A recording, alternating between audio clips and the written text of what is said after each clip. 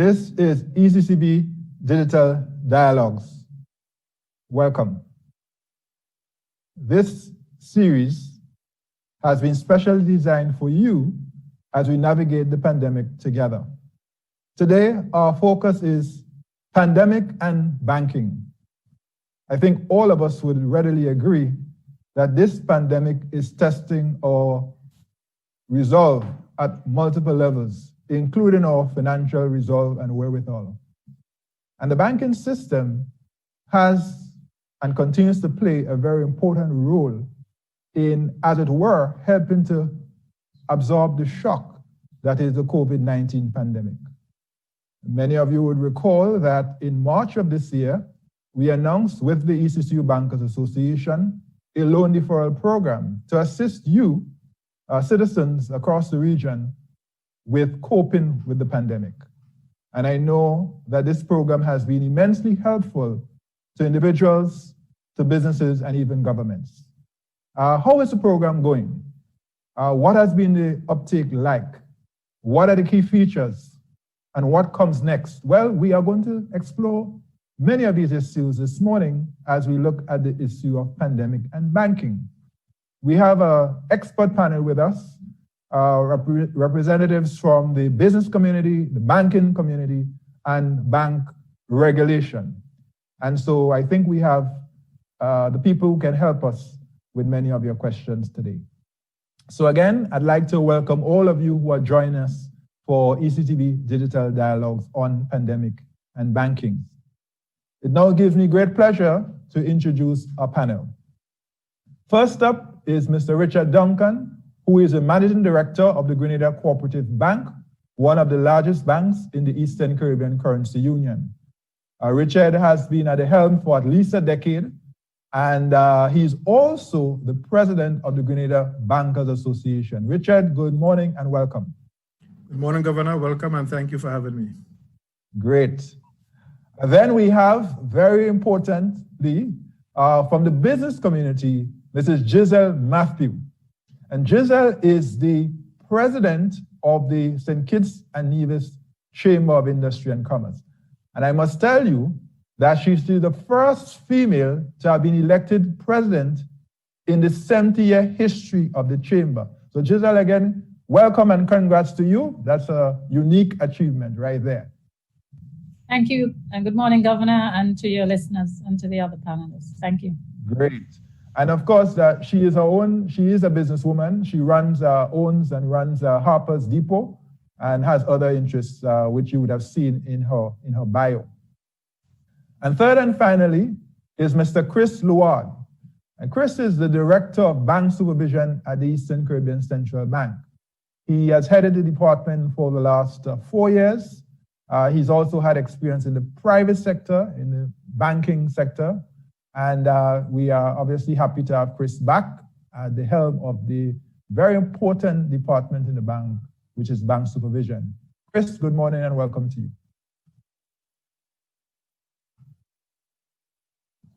Good morning, everyone. Thank you for having me. Great, great. So there we have it, a very balanced panel and an expert panel, and I'm really looking forward to this conversation this morning, as I'm sure our listeners and viewers are. So just for those of you who may be joining for the first time, we do this in 3 segments. The first segment is where, as moderator, I will pose some questions to the panel, and of course invite their comments.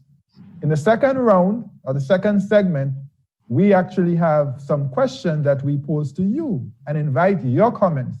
We do a poll, and that is always an exciting feature in the dialogue.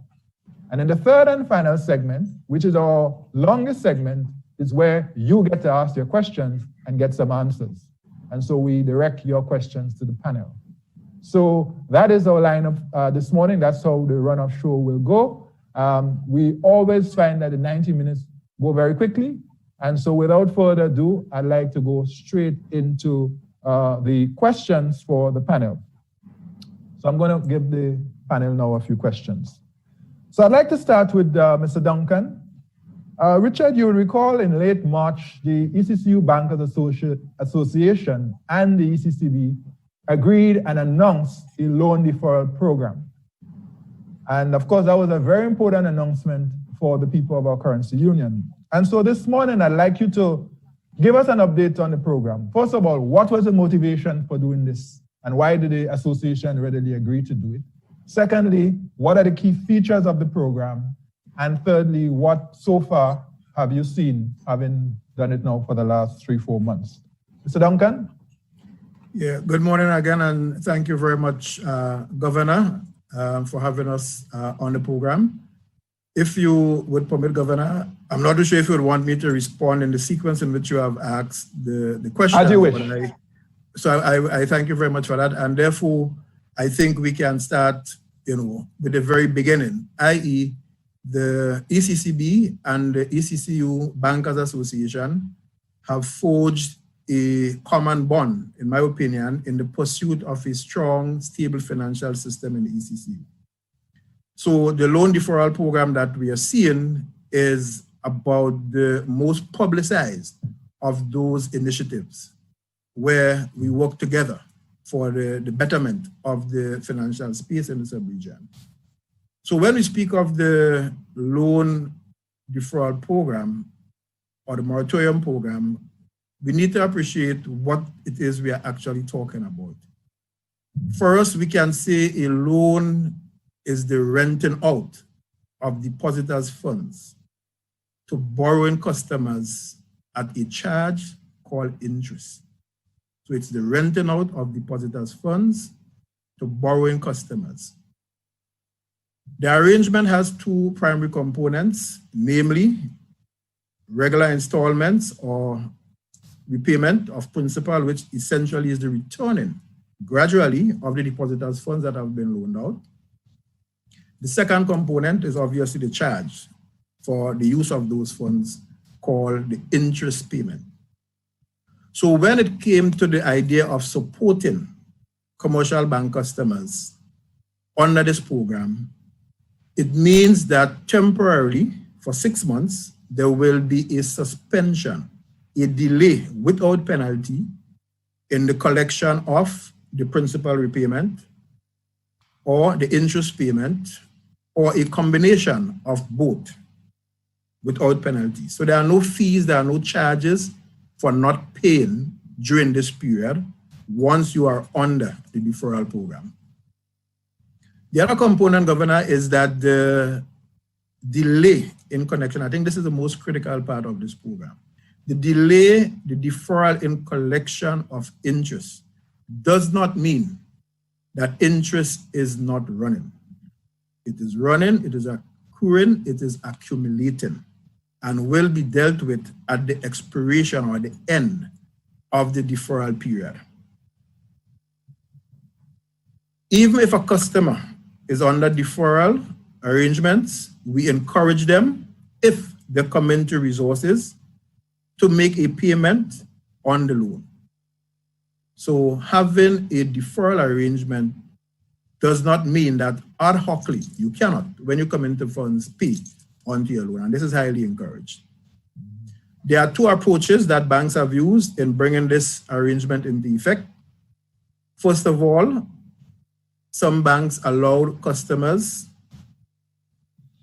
to opt out, meaning that they said to the customers, this is available, we have granted it to you. If you do not want it, please let us know. Other banks chose another approach. That is, this is available to you, you need to apply for it. And that is the model which says that you are opting in. So those were the two broad approaches used. So what motivated the banks to so readily embrace this program along with the ECCB? Governor, when I thought of it, I think there are two primary factors. I think commercial banks are genuinely interested in the well-being of their customers. They genuinely care. With the loan deferral program, loan payment is one less very significant thing that customers have to worry about during the pandemic. I think it's a way that commercial banks give the customers the comfort and the confidence that we will work through this difficult, unprecedented period together. Very important for us as commercial banks. In the banking community, however, we also understood and appreciated the gravity of the situation, and we realized that it was and still is in our best interest, as well as in the interest of other stakeholders, especially our customers, to embrace a program like this and work with the ECCB. And why do I say that?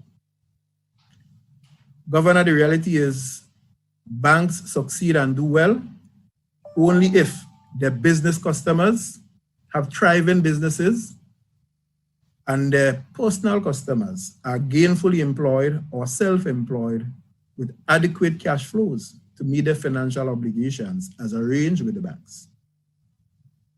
Having said that, the banks also appreciated that the pandemic meant the collapse of the tourism industry, significantly reduced government revenues, drastic fallout in foreign direct investment, and of course, rising unemployment. Therefore, there was and still is no way that the vast majority of commercial bank customers would have been or will be able to meet their financial obligations as originally arranged. Now, final point. Borrowing customers of commercial banks have depositors' funds on rent. So once a borrowing customer fails to meet his or her financial obligations, i.e. the return of depositors' funds, it means that commercial banks would have to enforce their powers under law and contract to recover those funds. What does that mean? Foreclosure, sale of assets. And given the widespread and deep nature of the pandemic, this to me would have been financial, psychological, and sociological mayhem, with the potential of doing far more harm than good. So, Governor, we commend you for the initiative, and these are the reasons why it has been so enthusiastically embraced by us. Right. Thank you, Mr. Duncan, for that really excellent overview. And I want to thank you personally as well, because you readily came on board. You understood it from day one.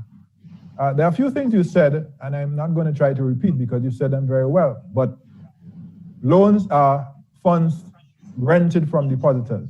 I think that was an important point. Sometimes we forget that.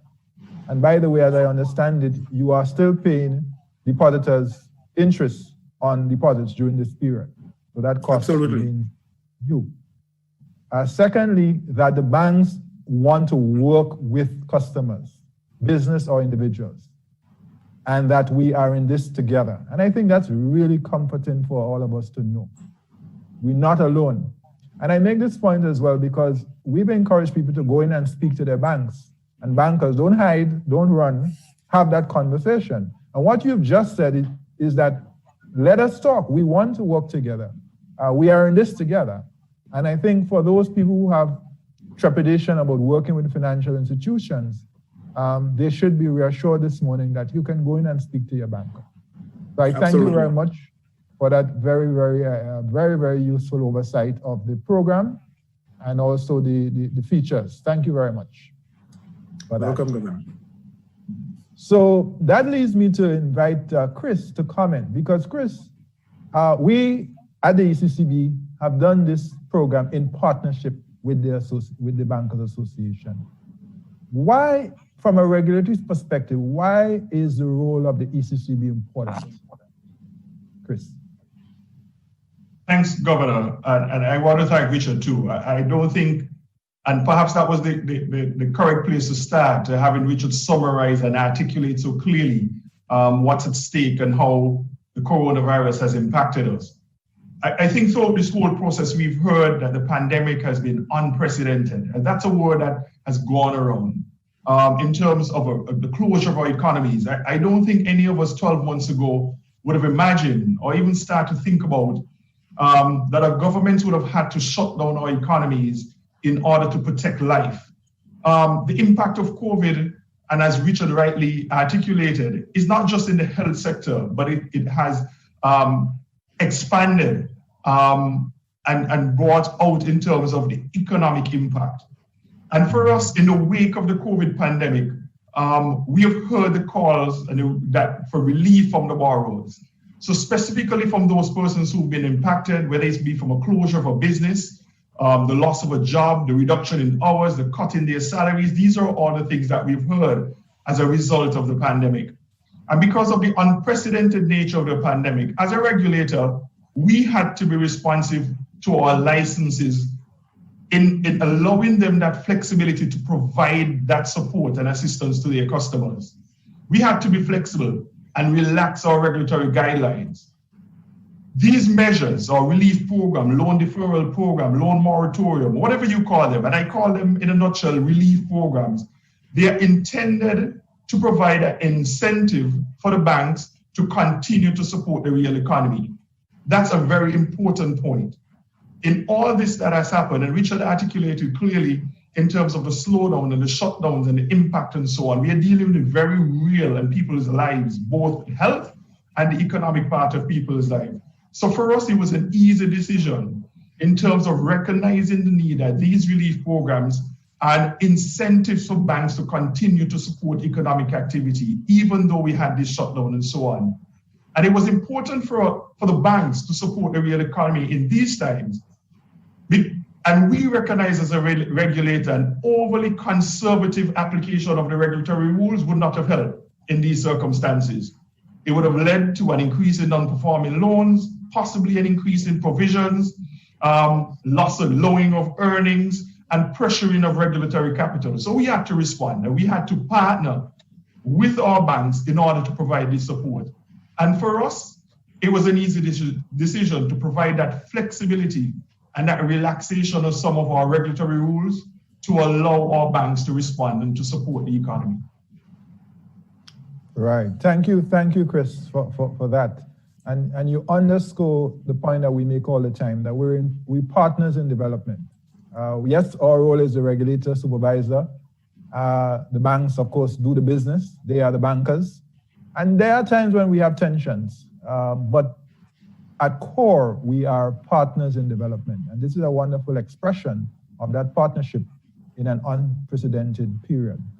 So thank you, Chris, for that. And I now want to ask Richard perhaps to come back in and just comment on what has been the uptake of the program so far. Yes, thank you again, Governor. The uptake has been quite impressive. Customers have embraced the program, I would suggest, with great joy and enthusiasm. I think Chris explained all the reasons why that should be so. They are truly appreciative for the efforts, the concern, and the care that banks have been showing for their well-being. Those among us who need it most have already taken it up. There are some borrowing customers who take deep pride in paying their debts on time. They tend to be more in the rural part. They tend to be, slightly older than the young ones. And they try to tough it out for as long as possible the first month or so, but eventually, they had to face the realities and so on. And we continue to work with them in that regard. Others took it up in anticipation of problems in the next 4 to 6 weeks. However, things did not turn out as badly as they thought it was going to be, and therefore they have resumed regular payments. So it's a nice mixed bag across the region. From the data that I have seen, I'm estimating that between 40 to 45% as we speak of the loan portfolio in the ECCU is under moratorium or deferral arrangements. And you have, I would say, between 25 and 30,000 customers who are so enjoying that relief, that care, that support that the central bank has so ably arranged with ourselves and themselves. Right. Thank you for that. So somewhere between 25 and 30,000 customers are benefiting directly with significant sums, obviously accommodated under this program. So I'd now like to ask the business lady on the panel, Giselle, what has this program been? What does it mean to businesses? What impact has it had on businesses, as far as you can tell?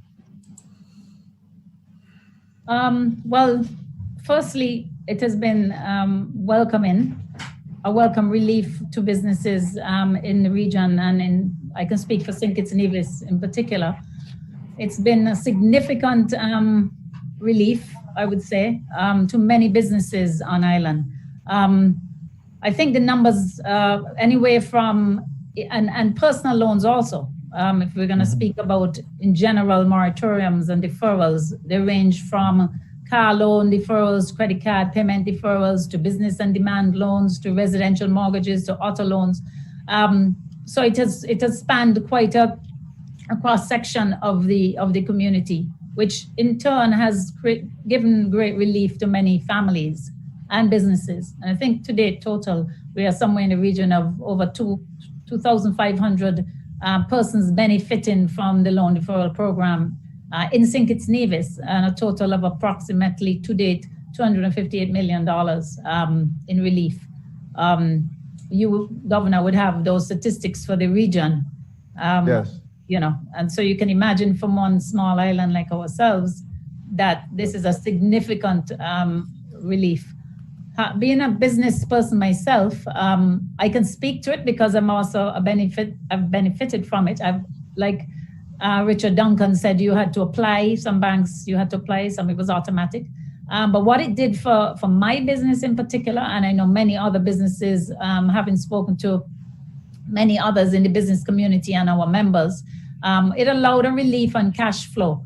So it gave us a chance to take care of restructuring payments to suppliers.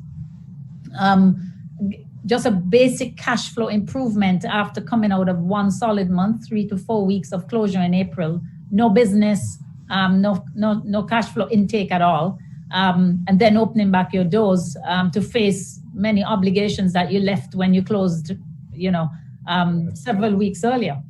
Those weren't going to go away. So the bank's initiative and the central bank to come up with this program, I think it was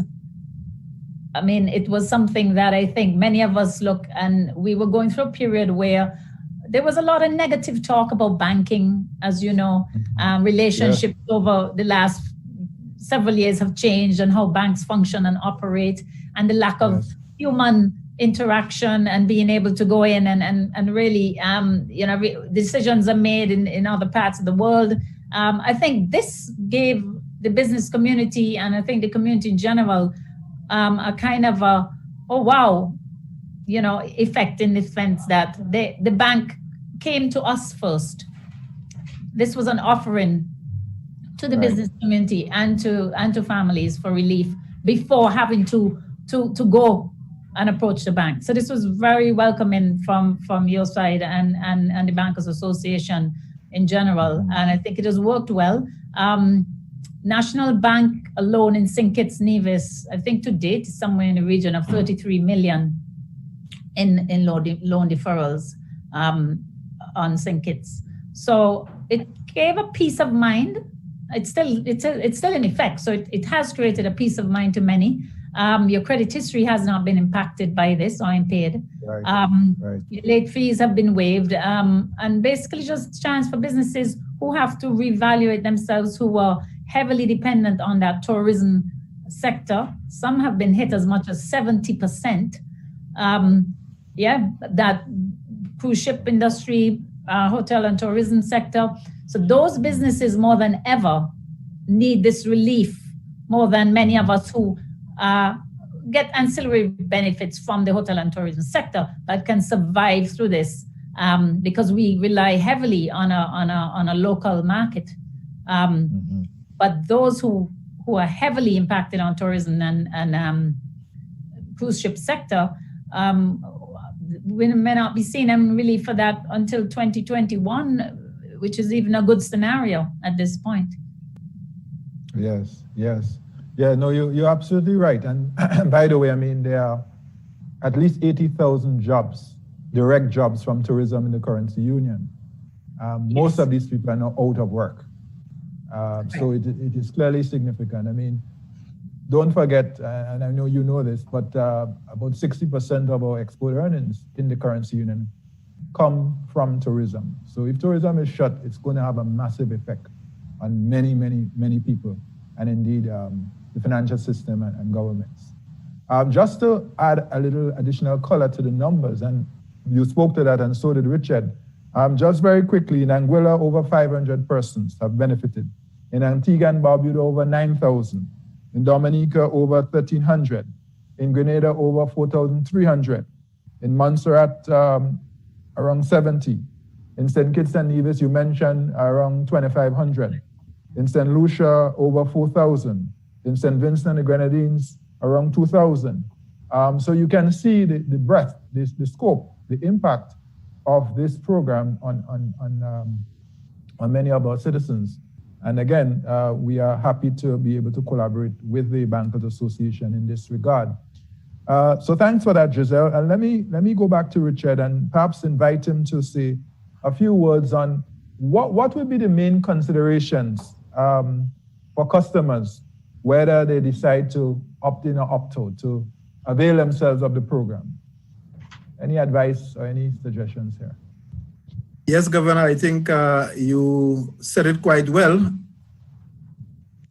in one of your rejoinders when you say to keep in touch with your banker and do not be, afraid, be worried or concerned to engage your banker. So first things first, I would suggest that we bear in mind, Governor, that the period, right, that we are in now has the potential to inflict deep psychological scars on all of us.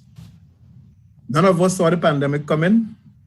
None of us is to be blamed, but each of us will be held accountable for our responses. So the decision to opt in is not one that you should take on your own. I humbly would like to suggest that.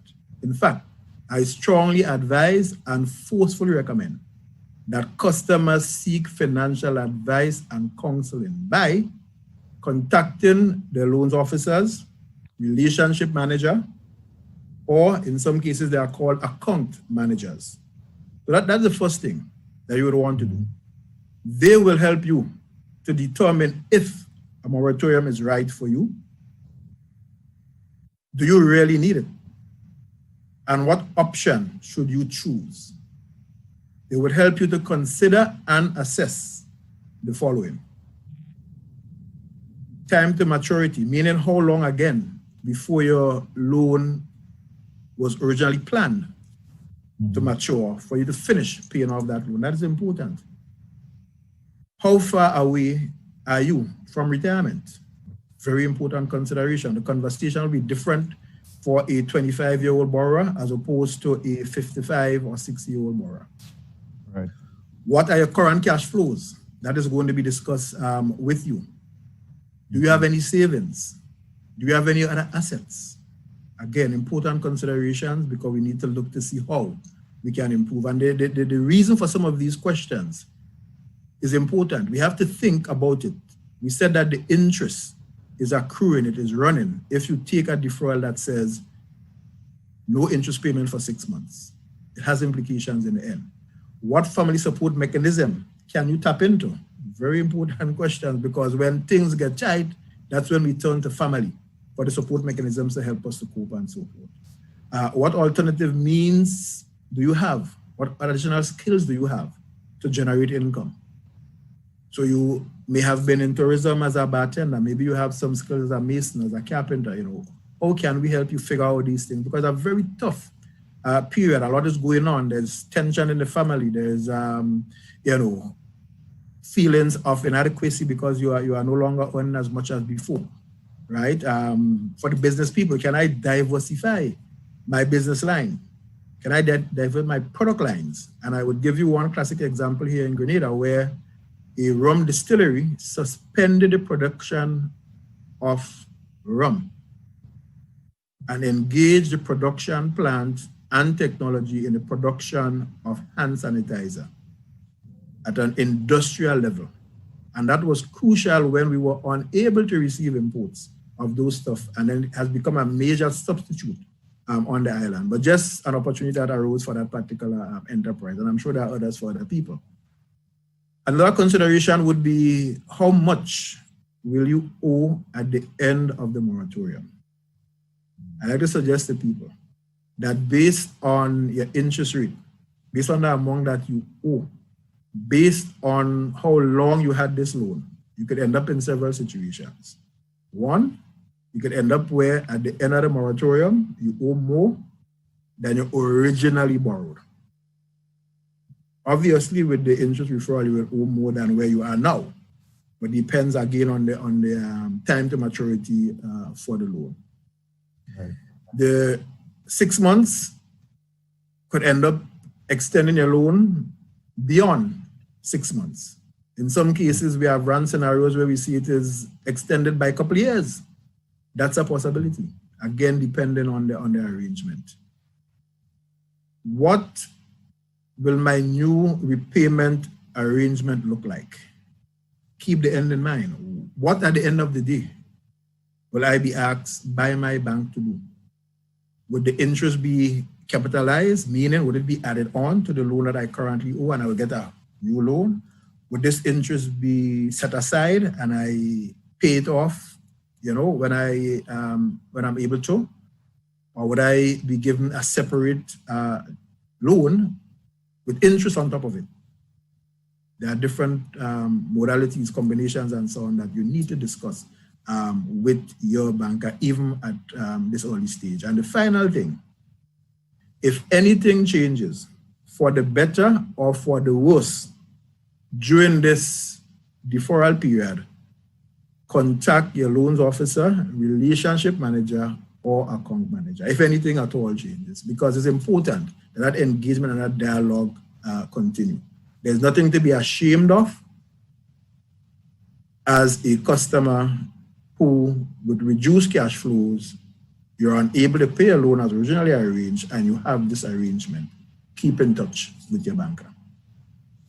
Right. Thanks, Richard. Excellent advice for customers. Free advice from the Bankers Association.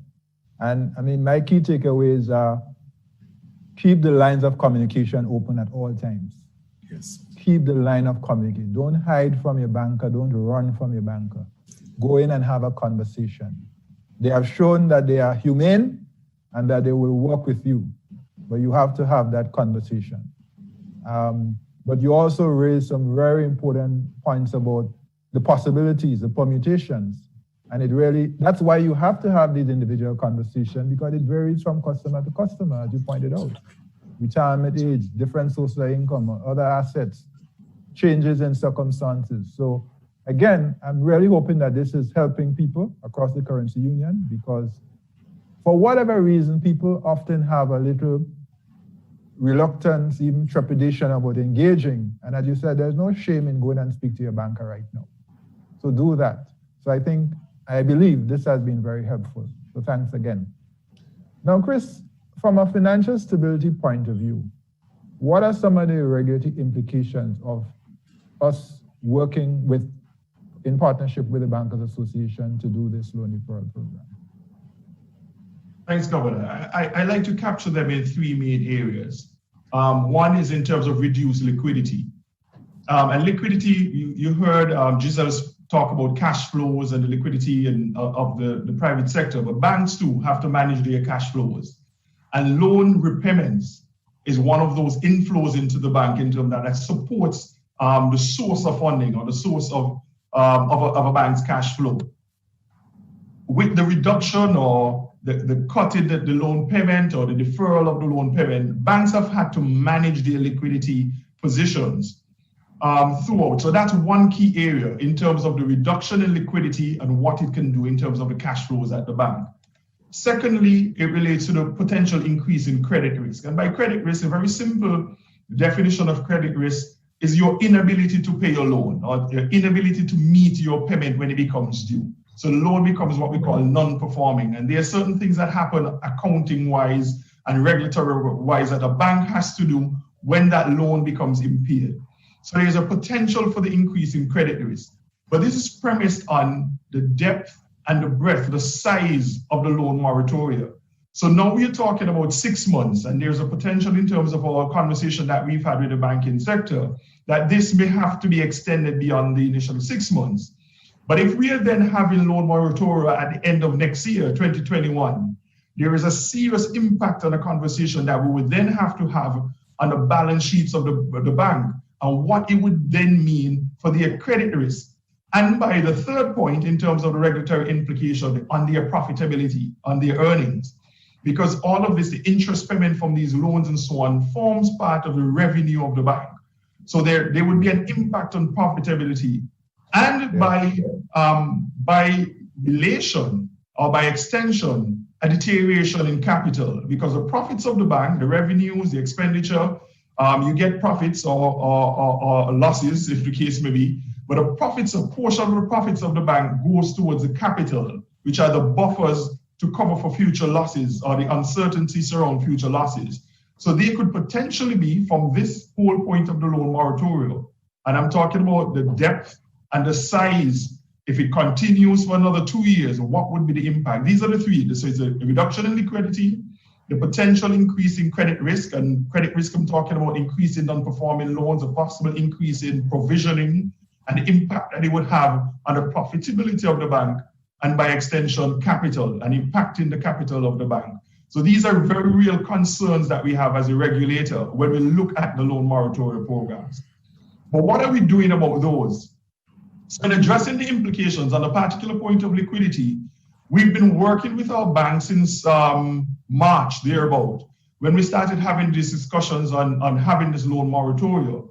And we have having very, and Richard would agree, very sometimes frequent conversations and in-depth conversation with our licensees on their liquidity forecasting and planning. So in the first instance, they have done that and sent us numbers towards the end of this year, December 2020. And we've gone back to the banking industry. So now that we are seeing a slow reopening of our economies in some areas. So some countries have removed their states of emergency and the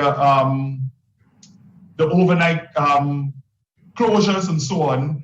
Some countries have also opened their borders. So as we move to the reopening of economies, we want our banks to now review those liquidity forecasts and take them down into the first 6 months of 2021. So we are keeping a very close watch as a regulator with our licensees on what their liquidity positions are. In regulation, or supervision, we normally say a lack of capital doesn't make a bank fail. It's really liquidity that makes a bank fail. If a bank is not able to meet its short-term obligation because of a lack of inflow or cash inflows, it's usually that point that causes a bank to fail, not the capital. As we sit here today, I can report that we do not have any banks that have liquidity shortages or are facing liquidity pressures as we speak as a result of the loan moratorium. The banks have been able to manage this position properly over the last 5 months in terms of the loan moratorium. And as we speak, thankfully, we do not have that situation with liquidity. But it's not something that we can take our eyes off of. We have to continue to monitor it closely with our banks. Secondly, the other issue as it relates to what we've done. So in the first instance, and Richard pointed to some of this in terms of the NPLs and so on.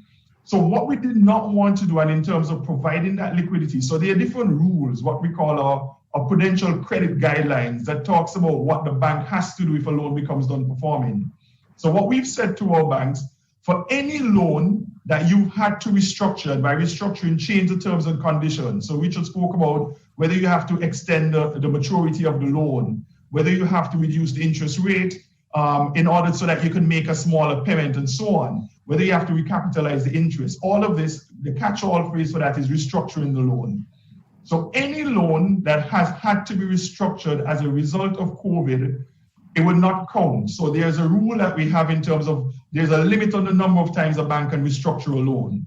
So we've relaxed that entirely and said any loan that has to be restructured as a result of COVID, it will not count to that the number of times a loan has to be restructured. And that gives the bank that sort of flexibility in order to work out the details of your loan with you as a borrower. In addition, we talk about non-performing loans. So there's a rule that says that if you have not met your payment of your loan from 90 days or more, the loan becomes non-performing. The loan is impaired. And there are certain things that the bank has to do. So the bank cannot count the interest from that loan into their income if the loan is non-performing. So there are certain attendant issues that occurs when a loan becomes non-performing.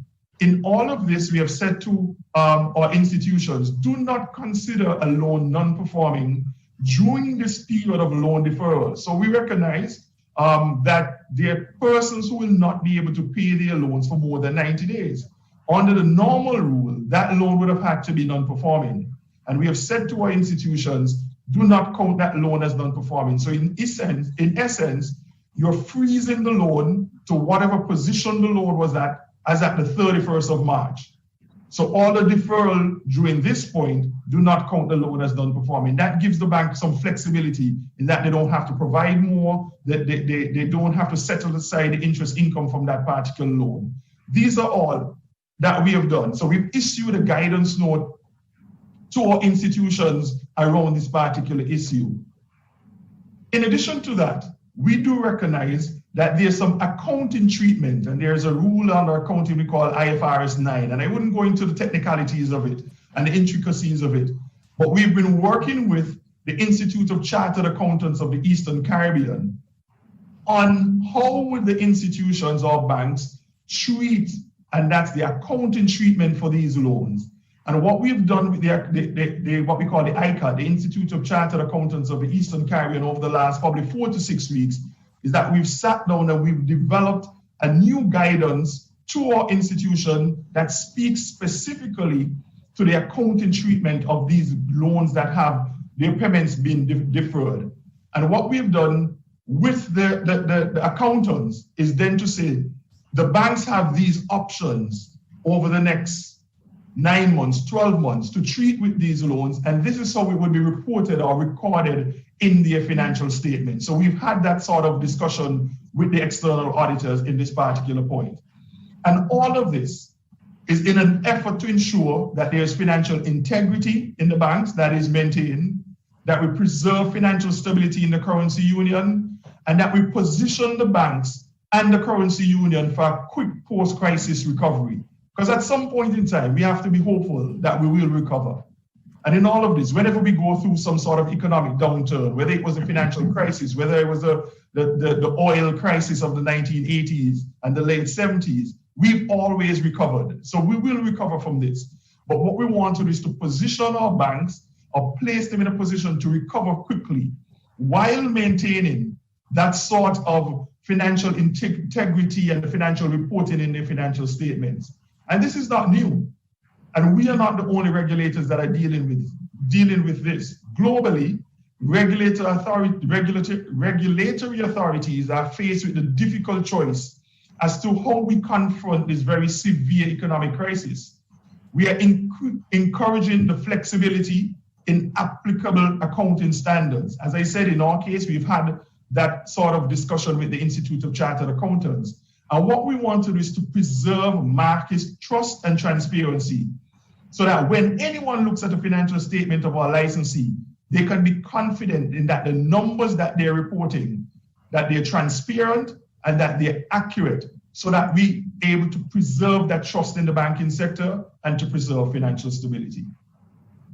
Right. Chris, thank you. Thank you so much for that insight into the goings on, because I think what you've just explained should help everyone to appreciate that the loan deferral program is not simply they can't pay so we defer the interest and principal. It's a lot more involved. There are a lot more dimensions to managing this program. And as you said, at the end of the day, we have to ensure the integrity of the financial system and position the financial system and, of course, our economies for a quick recovery once this pandemic is past or under some control. So I hope people understand that, because sometimes, because we perhaps don't say enough about what we do, people assume we do nothing or we're not doing anything important. And what you just explained with some of the intricacies that we have to manage with the banks in this period to ensure the stability of the financial system. And let's understand this, without financial stability, we have no sustainable economy. You know, we cannot ultimately grow and develop and offer the kind of jobs and wealth creation possibilities in the absence of financial stability. So this is quite important. So thank you for that insight into what goes on. So I want to go back to Giselle on the business side. And we've spoken a lot about, Mrs. Matthews, about the loan deferral program, but are there any other programs or support measures that the business community has received in this period?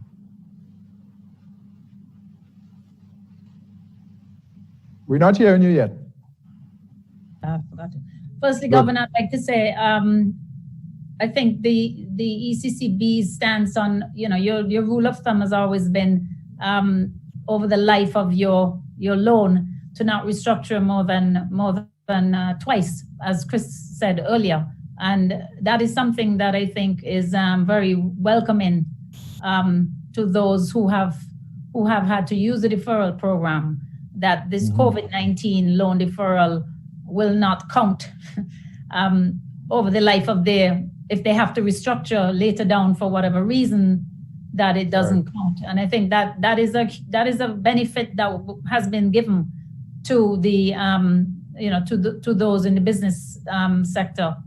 So that is welcoming. Secondly, from the government side, and specifically to St. Kitts Nevis, of course, as you know, they launched a stimulus package back in April. The private sector, the chamber in particular, we had written to the Prime Minister with some suggestions of areas that we felt could lend some relief to the economy and to the people of St. Kitts and Nevis. And so some of those were adopted in the initial stimulus package that was launched for St. Kitts.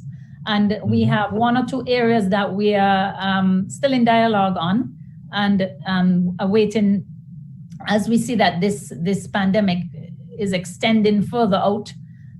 So for St. Kitts, as you know, there was the $1,000 relief really was for those displaced workers, persons who had lost their jobs or laid off or had been cut hours beyond below $1,000. So in actual fact, they could tap into that even if they were still working, but they had been cut below 1,000. Then they can apply for the difference.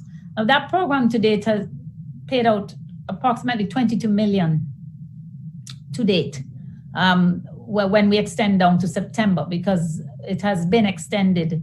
The first instance was 3 months to June, and then that has now further been extended. But that extension is for those who are predominantly in the tourist sector, who are still not working, who are still not employed. So it's not for everyone who would have initially been applying. So there's a certain cutoff on that. That affects the man on the streets and those persons who have been displaced, which affects their families, which affects how money circulates in the economy, which affects businesses and the like. From a business standpoint, we, as you know, unincorporated tax or traders tax was reduced from 4% tax to 2%. So the turnover tax for those who are traders or unincorporated, many of those are the taxi operators, the tour operators, the smaller businesses. Yes, there are quite a few medium-sized businesses who do fall under that tax structure, and whose businesses would be affected hugely by COVID and in particular by tourism fallout. So that has given them some relief. And then for the corporate tax, those of us who are corporate entities and fall under the corporate tax structure, that relief has been given to 25% from 33% in income tax, in corporate tax being paid. Now, St. Kitts is higher than many. Our corporate tax in the region is pretty hefty at 33%. And the chamber had been in dialogue with government back in March, before COVID actually hit and we closed down and locked down, that we actually had we had a meeting, and the meeting really was, a consortium to deal with the restructuring of corporate tax in St. Kitts going forward. This was before COVID. COVID was in the environment outside, but it hadn't affected us fully here. So we had met and we had put together a task force that would be between government and the private sector, who would go forth to discuss the corporate tax structure for St. Kitts and Nevis. That is still, we're still in discussion, but it really was put on hold because COVID came and our agendas were completely thrown off keel. However, government then came back in the stimulus and did reduced to 25% for the remaining part of, for corporations tax. Now we know we pay by installments for the year, the active year prior. So in 2019, your turnover tax, you would have had a pretty good year, normally a business, and you would pay your installments for the following year. So it has given, some sort of, again, it's all about cash flow. I mean, we talk about cash. I think Christopher and Richard both, we talked about cash. Cash is king at the moment. We were going through a period in business where everything, and it's still very much digitized and banking is modernized and we're all doing our banking from a platform and it's very convenient. At the end of the day today in our businesses, I think if we aren't financially prudent and watch it, every dollar we spend, that we're not going to get through this. So cash, how do we pay back our loans, our mortgages, our financial obligations? It's all about managing the cash. So I think these programs, government also gave an electricity moratorium. Again, you pay it later down, but a bit of a relief, up to June and then extending to September. But I think what I want to say here is about financial prudence in your business is, Richard alluded to, there's so many other areas that the layman or the people don't understand that happens with these loan moratoriums. And if you can get more information, or if your business actually in the first quarter, many businesses, I believe, took the loan moratorium as a safeguard. Many who are not necessarily going to be as heavily impacted by COVID, be it that they were not necessarily directly impacted by hotel and tourism, by the tourist sector, by the cruise ship sector, but it was more of a fear of how are we going to get through the next quarter? How do we get through this? How do we manage our finances? How do we make our financial monthly obligations, our operating expenses, our payroll cost? And so I think we've gone now past that initial 3 months. For those businesses who are realizing that they are surviving, that their businesses do not necessarily rely 100% on that sector and still have a decent local economy that they're surviving on. I think if you can pay your loans, you've taken the first quarter, but you might be in a better position now. Your cash flow is stronger. You've cut a lot of expenses, a lot of fat that you don't need.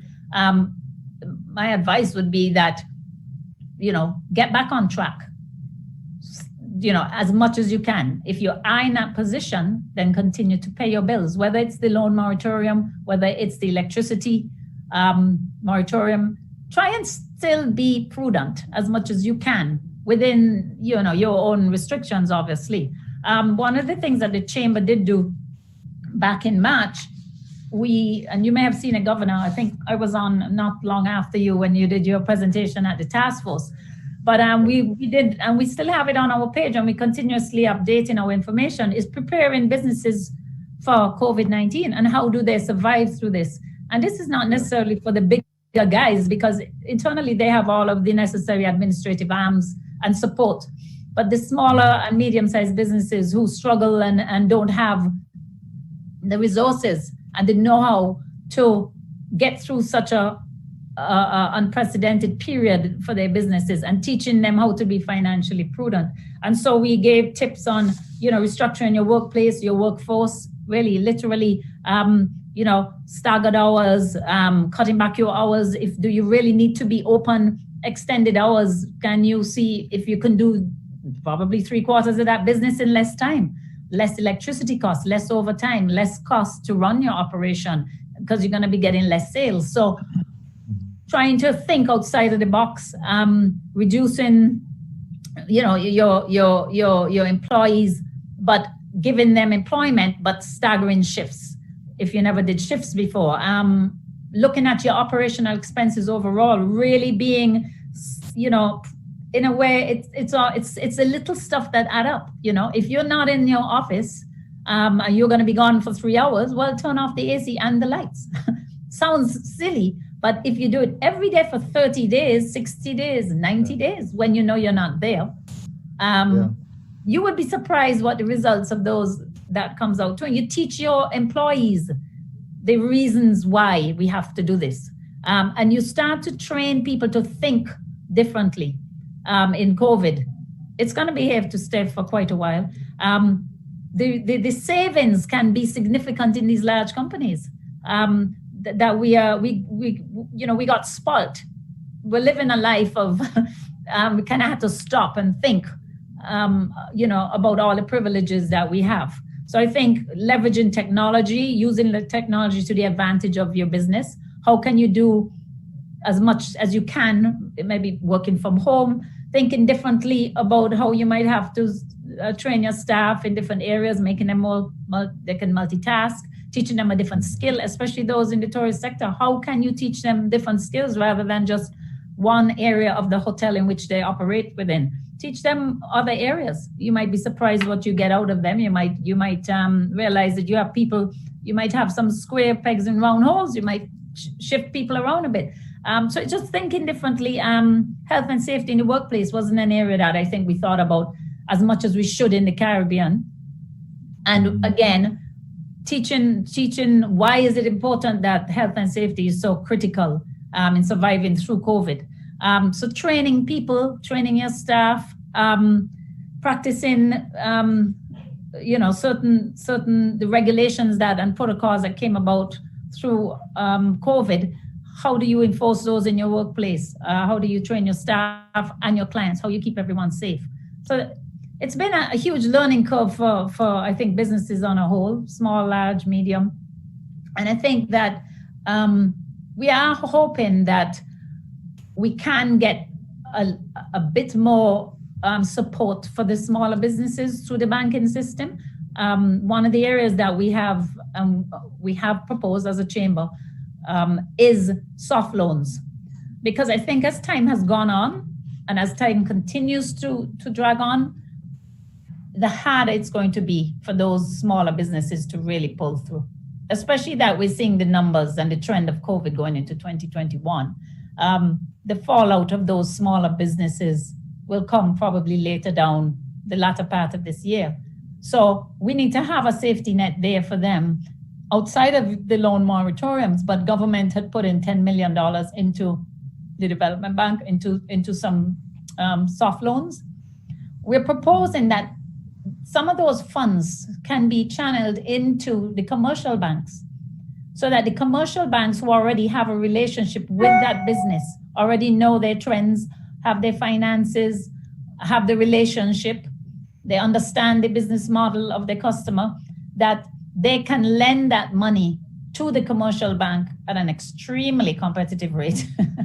And the small business owner can access that money because he's going to need that to carry him through payroll costs and operational expenses as we continue on in this COVID-19 environment. So we are hoping and hopeful that something will come out of that. But that is one area that the chamber has and is advocating for with the government. So I hope I've given you a bit of a background as to what's happening here on St. Kitts. Yeah, no, very, very useful. And I want to commend you. By the way, I'm sure, Giselle, when you accepted the presidency, you had no idea this is what you were walking into, right? No idea. I would not have. Yes, but it's been a learning curve. It's thrown our agenda through the window. Yes, it's all about COVID now. Yeah.